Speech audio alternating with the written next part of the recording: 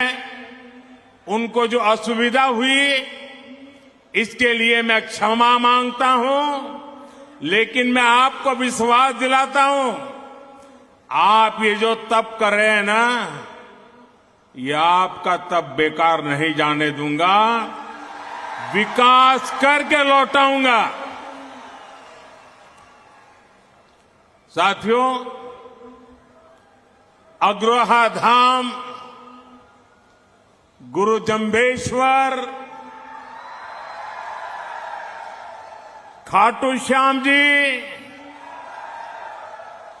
और माता भनभोरी ब्राह्मणी देवी को मैं सर झुका के प्रणाम करता हूं।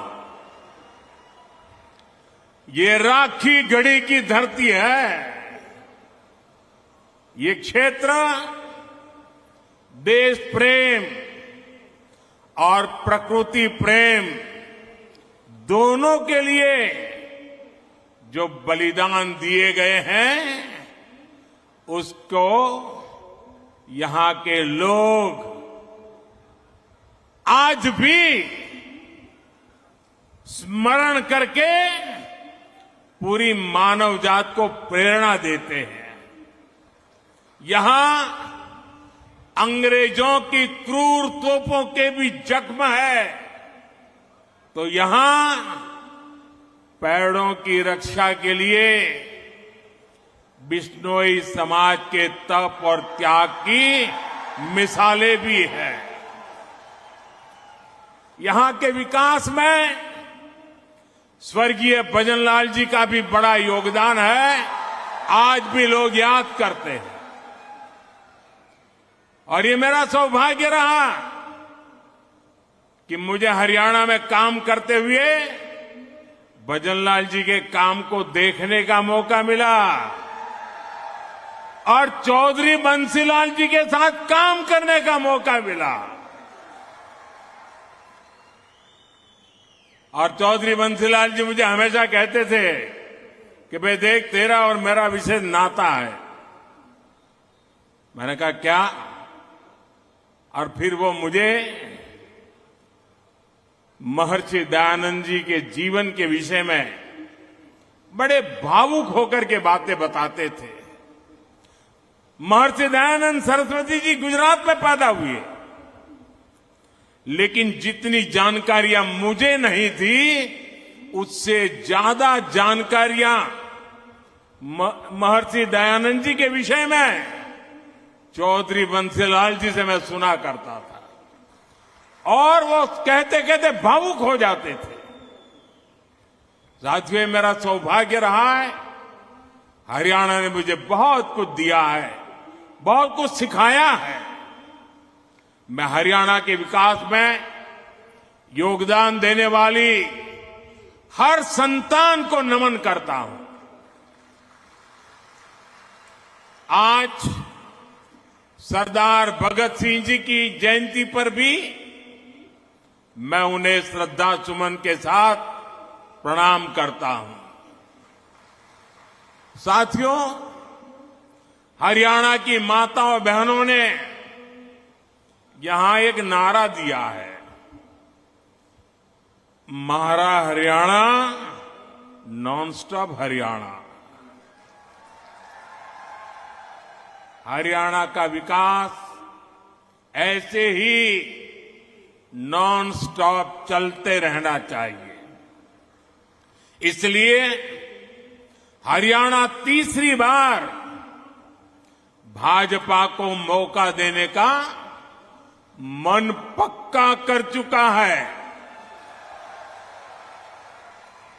चारों तरफ से आवाज आ रही है, भरोसा दिल से, भाजपा फिर से, भरोसा दिल से,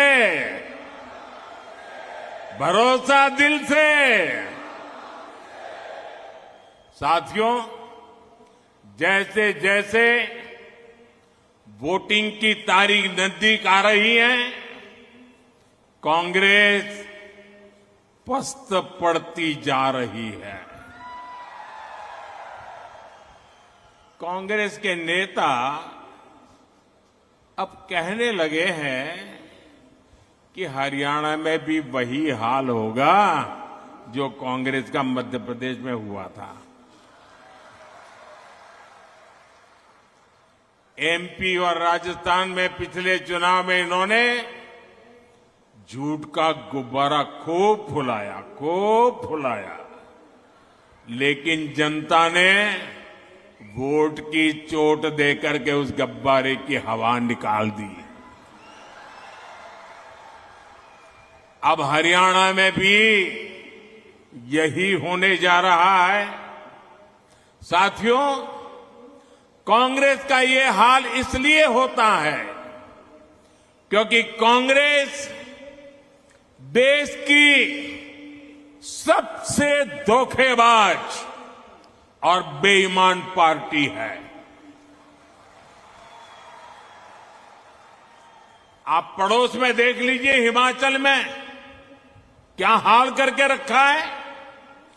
चुनाव के दौरान हिमाचल की जनता को इन्होंने क्या क्या झूठ बोला, आप कल्पना नहीं कर सकते।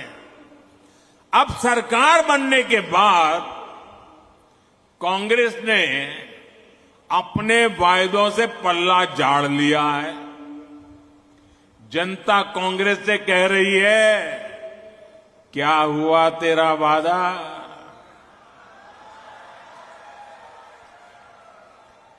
और कांग्रेस जनता से पूछ रही है, तुम कौन? दिल्ली के शाही परिवार ने झूठ बोलकर हिमाचल के लोगों को फंसा दिया।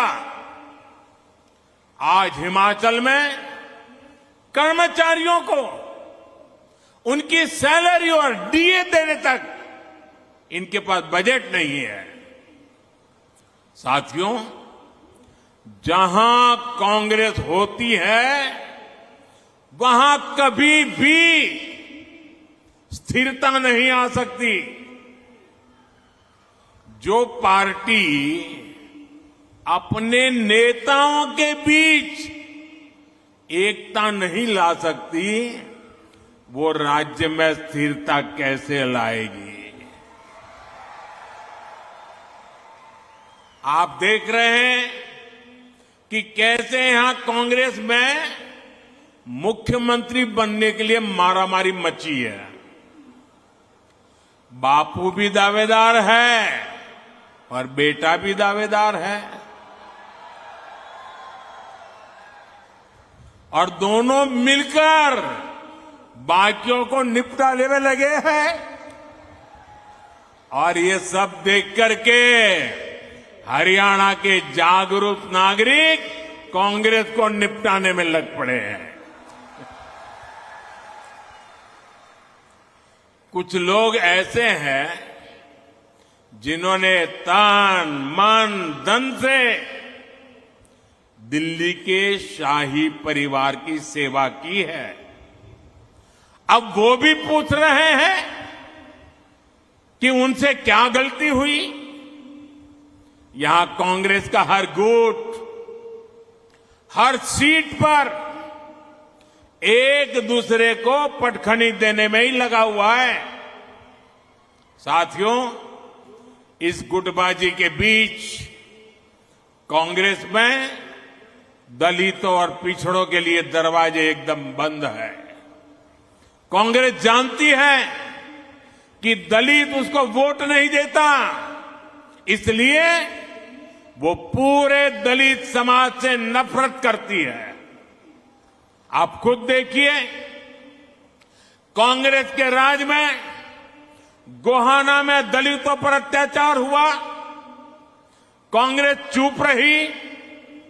कांग्रेस के राज में मिर्चपुर कांड हुआ, कांग्रेस चुप रही।